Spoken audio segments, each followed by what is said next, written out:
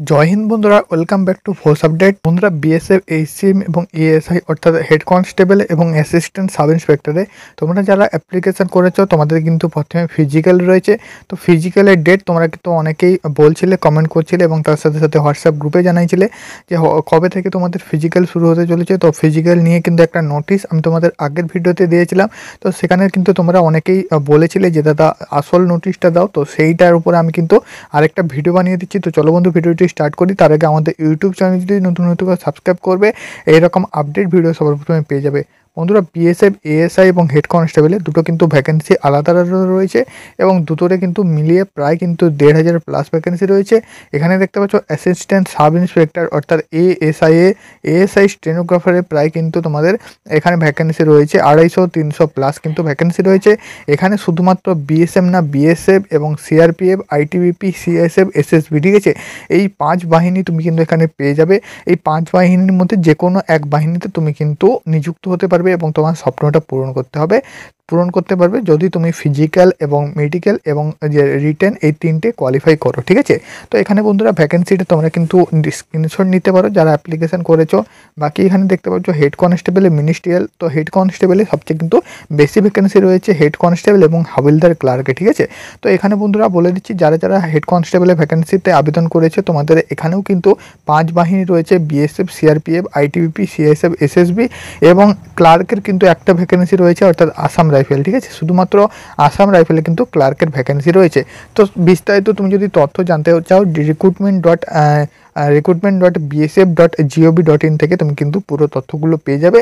আমি কিন্তু ছোট তথ্যগুলো বলে দিলাম। এরপর আমি কিন্তু তোমাদের বলে দিচ্ছি কবে থেকে ফিজিক্যাল শুরু হতে। আগে যাওয়ার আগে তোমাদের বলে দিচ্ছি, তোমরা যারা বিএসএফ, এএসআই এবং হেড কনস্টেবল আবেদন করেছো তোমাদের চেকসু পাবলিকেশনের তরফ থেকে প্র্যাকটিস সেট পাওয়া যাচ্ছে বিএসএফ, হেড কনস্টেবল, এএসআইয়ের জন্য। তার সাথে সাথে সামান্য হিন্দির বইটি তুমি কিন্তু কম্বো প্যাক হিসাবে কিনতে পারবে। ডেসক্রিপশনে লিঙ্ক আছে, সরাসরি বিএসএফ, এএসআই, হেড কনস্টেবলের বইটি কিন্তু ফ্লিপকার্ট, অ্যামাজন থেকে তুমি কিনতে পারবে। তোমাদের আমি বলে দিচ্ছি কবে থেকে বিএসএফ, এএসআই এবং হেড কনস্টেবলের ফিজিক্যাল শুরু হতে চলেছে একদম অফিসিয়াল নোটিশ থেকে। বন্ধুরা, অন স্ক্রিন দেখতে পাচ্ছ একটা কিন্তু আরটিআই অফিসিয়াল নোটিশ আমি তোমাদের সামনে ওপেন করেছি। বন্ধুরা, তোমরা কিন্তু ভালো করে জানো যে এগুলো থেকে কিন্তু আরটিআই করা হয় এবং আরটিআই কিন্তু সঠিক ইনফরমেশনটা চলে আসে। বন্ধুরা, এখানে কিন্তু দেখতে পাচ্ছ অনস্ক্রিন বিএসএফ, এএসআই এবং হেড কনস্টেবল মিনিস্ট্রিয়াল। তো তাতে কিন্তু তোমরা পিইটি এবং পিএসটি অর্থাৎ ফিজিক্যাল স্ট্যান্ডার্ড টেস্ট এবং ফিজিক্যাল এভিডেন্সি টেস্টের জন্য একজন কিন্তু আরটিআই করেছিল।